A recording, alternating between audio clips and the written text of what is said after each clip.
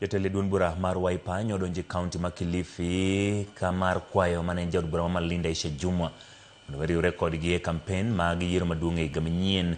Senta ma Kitui Enock Wambua kod jaod bura ma Undanyi Danson Mwashako nolimo Aisha Jumwa bang' keto ayanga wuok mare duond bura ma UDA. Senta Wambua wacho ni gidwaro Jumwa mondo oriwre kodgi e kweth maketo piny owacho tesre kaka yor jiwo mbi margi e gwengego. Mabiro bang' gavana ma Siaya James Orengo romo kod Jumwa juma mokalo.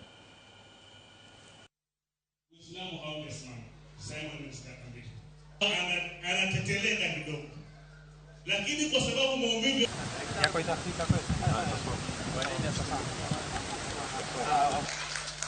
Jambo la pili, niko na bahati kuongea mbele ya gavana. Mheshimiwa Aisha, wewe uamuzi uliochukua ni wa muhimu sana.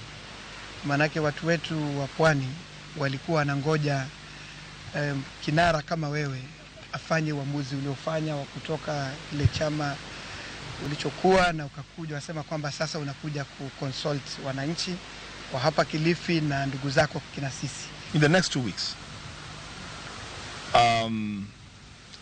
our party leader, His Excellency Dr. Stephen Kalonzo Musyoka, ambaye tulikuwa na matumaini makubwa sana, ndiye atapewa bendera ya the United Alternative Government to face Ruto on the ballot. We've had a fruitful discussion.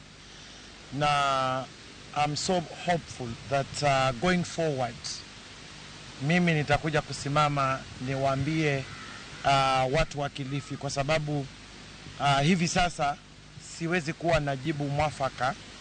Tumekaa na vyama, lakini from tomorrow nitakuwa sasa na jamii ya watu wa Kilifi.